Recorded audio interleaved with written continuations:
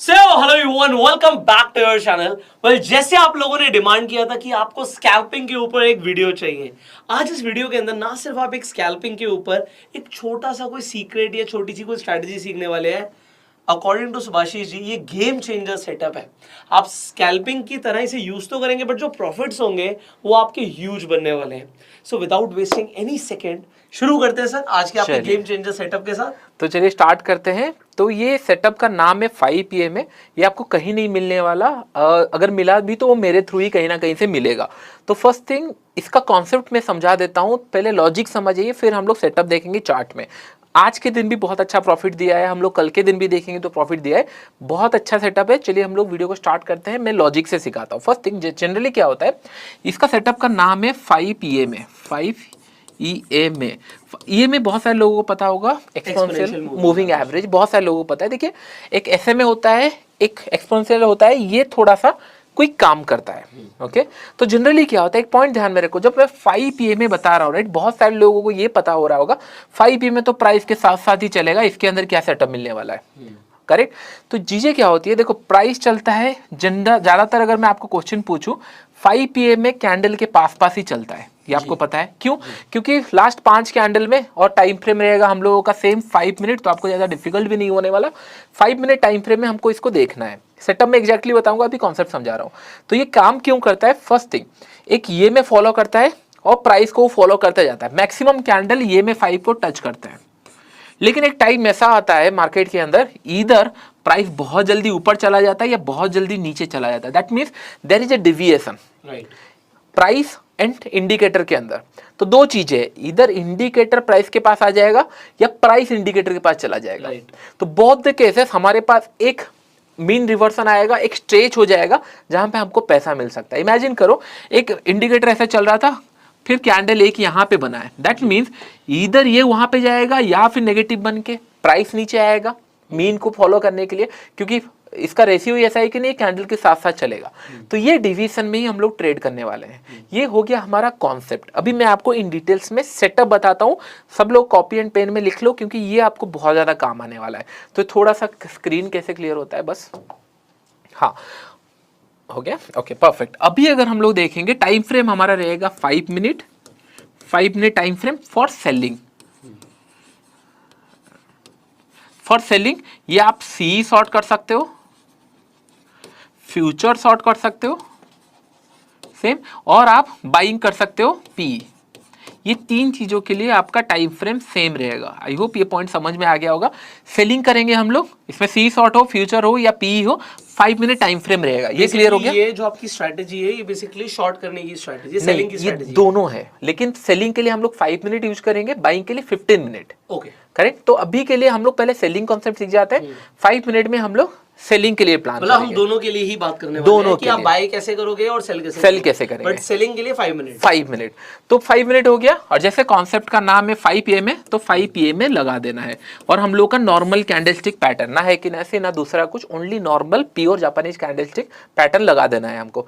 ये दो चीजें क्लियर हो गया। उसके बाद रूल एंट्री कैसे होगा, उसके बाद जो एंट्री आएगा सिंपल रहेगा, colour doesn't matter. 5 minute EMA के ऊपर 5 मिनट का कैंडल क्लोज होना चाहिए, एक फर्स्ट, और सेम कैंडल का लो 5 PM में टच नहीं होना चाहिए। Correct. That means previous candle का लो 5 मिनट टच नहीं होना चाहिए, ये मेरा कंडीशन है। It can be colour of the candle can be green और रेड, डजंट मैटर, लेकिन 5 PM के ऊपर क्लोज होना चाहिए, और सेम कैंडल का लो 5 PM में टच नहीं होना। जब आप ग्राफिकल देखोगे समझ आएगा, अभी बस रूल लिख लो। 5 मिनट का कैंडल ऊपर होना चाहिए, दैट मीन्स लो टच नहीं होना चाहिए।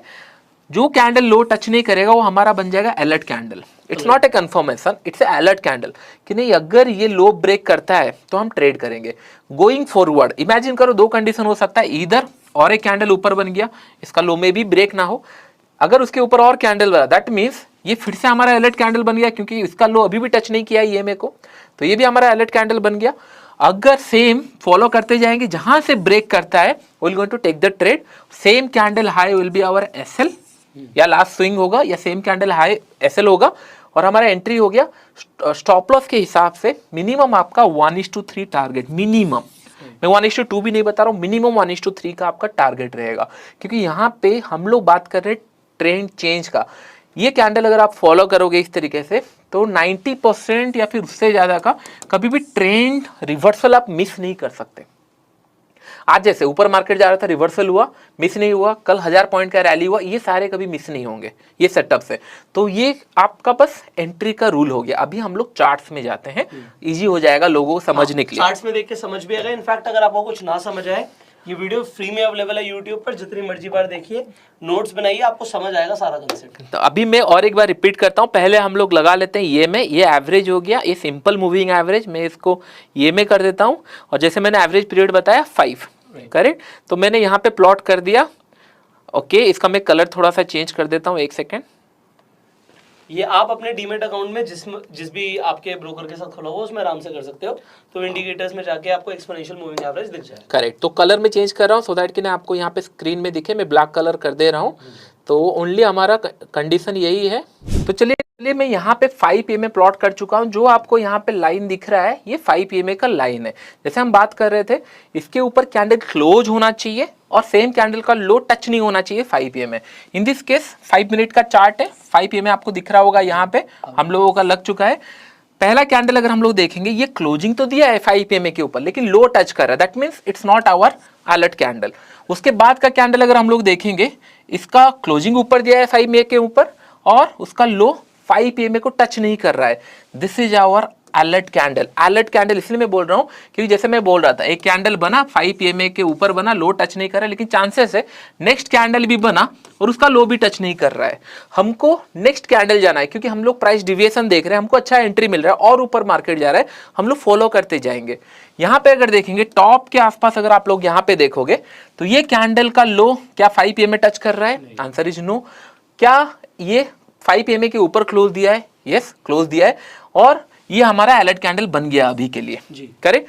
अगर पकड़ लीजिए उसके बाद और एक कैंडल ऊपर बनता तो हमारा अलर्ट कैंडल वो बन गया, क्योंकि जब तक ये लो ब्रेक नहीं हुआ है तब तक हमारा अलर्ट कैंडल बनते जा रहे हैं। दैट मींस ये अलर्ट कैंडल बन गया। The time it will break the candle, immediately हम लोग ट्रेड लेंगे, करेक्ट। इन दिस केस हमारा एंट्री हो जाएगा समय अराउंड, हाँ हमारा एंट्री हो जाएगा समय अराउंड ये कैंडल पे 1 2 3 4, फोर्थ कैंडल पे एंट्री, थर्ड कैंडल का लो एज ए एंट्री हम लोग प्राइस रखेंगे। एसएल हमारा यहाँ पे रहेगा, इससे प्रीवियस कैंडल का हाई, करेक्ट। मतलब जो भी हमारा डे हाई होगा वो हमारा एसएल हो गया सेम डे पे। Day high in the sense या स्विंग क्या होगा, जनरली अगर यहाँ पे हमको कुछ मिला है, डे हाई का एसएल नहीं रख सकते, सेम कैंडल अलर्ट कैंडल का हाई हम लोग एसएल रख सकते हैं, करेक्ट। अगर पकड़ लीजिए बैंक निफ्टी है 30-40 रुपए का एसएल मिल रहा है तो रख सकते हैं, 10 रुपए का एसएल मिल रहा है तो हम लोग नियरेस्ट देखेंगे 30-40 रुपए का एसएल मिनिमम रख सकते हैं।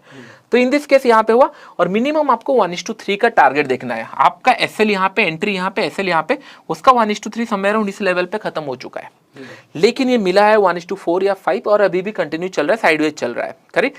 ये एक ट्रेड हुआ। आई होप ये पॉइंट आपको समझ में आ गया। अभी मैं बता रहा हूँ आपका एक्यूरेसी कितना है, इसका कुछ नहीं तो एक्यूरेसी 60 to 70% है, ओके। मैं ज्यादा क्यों नहीं बोल रहा हूँ, लेट्स इमेजिन 55% या 50% भी होना तो भी बहुत अच्छा है, क्योंकि मिनिमम आपका जो रिस्क टू रिवॉर्ड है वो आपको 1:3 मेंटेन करना है मिनिमम। बड़े तो मिलते ही है क्योंकि ट्रेंड जब भी चेंज होना होता है ये आपको मिलता है। और इसके बाद अगर आज के डेट पे देखोगे एसएल थोड़े हिट होते हैं, क्योंकि एसएल मेरा ऐसे डिजाइन है कि एसएल भले मार्केट फ्रीक्वेंटली ले, लेकिन टारगेट मुझे बड़ा चाहिए सो दैट मैं मार्केट के अंदर बना रह पाऊँ। यहाँ पे अगर देखेंगे ये एक ट्रेड था जो प्रॉफिटेबल था, इमेजिन करो ये मिस हो गया, उसके बाद हम लोग और ढूंढेंगे थोड़ा सा। और यहाँ पे अगर देखेंगे, देखिए सारा कैंडल यहाँ पे टच कर रहा है, यहाँ पे एक कैंडल मिला जहाँ पे टच नहीं कर रहा है।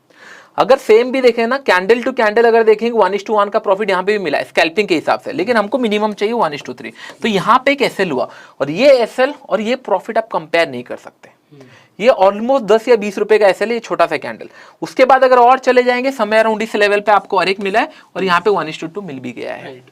तो ये आज के डेट पे 3 ट्रेड मिले, 3 ट्रेड मिल गया, हाँ आज के डेट पे आपका 3 ट्रेड मिला यहाँ पे, 3 ट्रेड में से 2 प्रॉफिटेबल रहा और एक एसएल हुआ, which is very fine, no issue.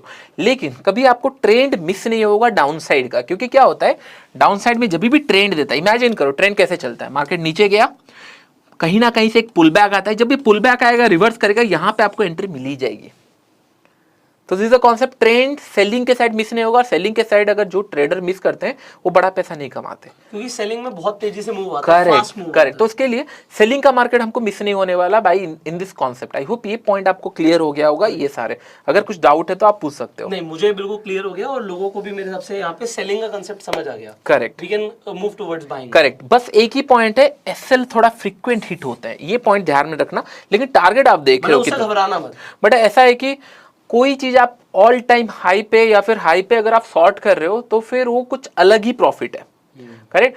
ये ट्रेड हमेशा आपको मार्केट के हाई के आसपास, इमेजिन करो मार्केट ऊपर जा रहा है, टॉप से ट्रेंड चेंज हो रहा है, यहाँ पे आपको ट्रेड दे रहा है, तो डेफिनेटली जब भी आप करेक्ट जब भी आपको हाई कैप्चर करना है ये पॉइंट मिलेगा। और अगर हाई कैप्चर कर लिए तो प्रॉफिट्स आर ह्यूज। नाम अच्छा है, रोलर कोस्टर। हाँ बोल सकते हैं वो रोलर कोस्टर ही बन रहा है। करेक्ट। तो हम लोग अभी एक काम करते हैं, 15 मिनट का जो हम लोग का बाइंग का सेटअप है सेम है, अभी हम लोग बाइंग के लिए बात करते हैं इसके ऊपर। आ जाते हैं। चलिए, तो मैं पहले टाइम फ्रेम चेंज कर लेता हूँ। अगर हम लोग एक पॉइंट मैं आपको बताना चाहूंगा सबको, कल का दिन मार्केट इतना बड़ा स्ट्रॉन्ग रैली था। मैं क्यों बता रहा हूं, क्योंकि आपको दोनों साइड का कॉन्सेप्ट समझना चाहिए। फर्स्ट थिंग, हम लोग को ट्रेड कहां पे मिला है, समय अराउंड अगर हम लोग देखेंगे 5 PM में यहाँ पे एक मिला है trade, it's SL trade, purely SL trade, क्योंकि यहाँ पे एक मिला है एसएल ट्रेड। उसके बाद यहाँ पे मिला नहीं है, समय अराउंड इस लेवल पे एक मिला है, इट्स एसएल। लेकिन अगर आप पॉइंट नोटिस कर रहे होंगे, एसएल आर सिंगल कैंडल, 30-40 रुपए का एसएल है। यहाँ पे ट्रेड नहीं मिला है समय अराउंड गेन यहाँ पे, और यहाँ इसके हिसाब से हमको 1:3 मिल भी गया। 600 से 300 तक आया, 300 पॉइंट, और यहाँ पे हम लोगों ने 30-40 रुपए दिए हैं। अब ट्रेंड में दैट टू कि मार्केट 1200-1500 पॉइंट गया, तभी भी हम लोगों को ट्रेड में प्रॉफिट है। करेक्ट। तो मैक्सिमम एक रूल लिख लेना, एसएल पे निकलो बाहर, एसएल पे निकलना पड़ेगा। क्योंकि क्या हो रहा है, हम लोग प्राइस ऊपर जा रहा है, हम ट्रेंड चेंज का वेट कर रहे हैं। अगर यहाँ पे आप एसएल नहीं निकाले तो यहाँ से जो प्रॉफिट होगा फंस जाएंगे, बेकार है। तो हम लोग री एंट्री करते रहेंगे। और ये कितने बार री एंटर करना है, दिन में 3 बार, उससे ज्यादा नहीं, क्योंकि हमारा रिस्क टू रिवॉर्ड 3 बार है, तो इतना ही। अगर उस दिन में 3 एसएल हिट हो गया, बंद कर दो। नेक्स्ट डे अगर 3 एसएल हिट हुआ है तो नेक्स्ट डे बड़ा प्रॉफिट मिलने वाला है। क्यों? क्योंकि आज मार्केट कंटिन्यूसली ऊपर गया है, एसएल हिट हुआ है, आज नहीं तो कल तो घूमेगा ना। ये ट्रेंड का अगर 50% या 10%, 20% घुमा तो भी आप टॉप पे ही सेल करने वाले हो, थोड़ा सा प्राइस डिविएशन में, तो प्रॉफिट्स आर ह्यूज। ये हमारा हो गया सेटअप सेलिंग के लिए 5 मिनट चार्ट में। अभी हम लोग 15 मिनट्स में जाते हैं बाइंग का सेटअप। चलिए हम लोग अभी मैं यहाँ पे टाइम चेंज कर लेता हूँ, 15 मिनट। करेक्ट। अभी लग रहा होगा कि नहीं कल का बाइंग का मार्केट मिस हो गया, डोंट वरी अबाउट इट, सारे चीजें हैं। मैंने क्यों कि बाइंग का मार्केट जनरली क्या होता है, बाइंग का मार्केट थोड़ा सा स्लो होता है, ये सबको पता है, स्लो रहता है, वॉलेटिलिटी रहती है। इसके लिए मैंने टाइम फ्रेम चेंज करके 15 मिनट रख लिया है। कॉन्सेप्ट रिमेन सेम, थोड़ा सा बस चेंजेस है। टाइम फ्रेम 15 मिनट रहेगा, ये में सेम 5 PM में रहेगा। और आपका काम क्या करना है, जैसे उसका क्लोजिंग ऊपर हो रहा था, इसका 5 PM में नीचे क्लोज करना है, कैंडल के नीचे। मतलब 5 PM में ये चल रहा है, उसके नीचे कैंडल क्लोज होना चाहिए, और इसका हाई 5 PM में टच नहीं होना चाहिए। That's the rule. इसका हाई 5 मिनट EMA के ऊपर टच नहीं होना चाहिए, क्लोजिंग इसके नीचे होना चाहिए। सेलिंग के साइड क्या हो रहा था, ऊपर क्लोज हो रहा था और उसका लो टच नहीं हो रहा था, यहाँ पे हाई टच नहीं होगा। हाँ, यहाँ पे हाई टच नहीं होना चाहिए और क्लोजिंग नीचे होना चाहिए। इन दिस केस आप देख रहे होंगे, पहला 15 मिनट कैंडल कल का इसके नीचे खुला है, हाई टच नहीं कर रहा है 5 PM में, that means it's a alert candle for us. Correct. क्या इसका नेक्स्ट कैंडल क्रॉस किया है? हाँ क्रॉस किया है, it's a entry for us. आप पूछ रहे होंगे कि नहीं ये स्टॉप लॉस तो बहुत बड़ा है, 110% स्टॉप लॉस बड़ा है। तो आप क्या कर सकते हो, जो कैंडल पे ब्रेकआउट हुआ उसके आसपास स्टॉप लॉस रख सकते हो, क्योंकि 40-50 रुपए से मैंने बोला स्टॉप लॉस अगर 100-200 पॉइंट का है तो हमको 40-50 रुपए में लाना है, क्योंकि प्रॉफिट 100-200 रुपए कमाना है मिनिमम। करेक्ट, ये समझ में आ गया।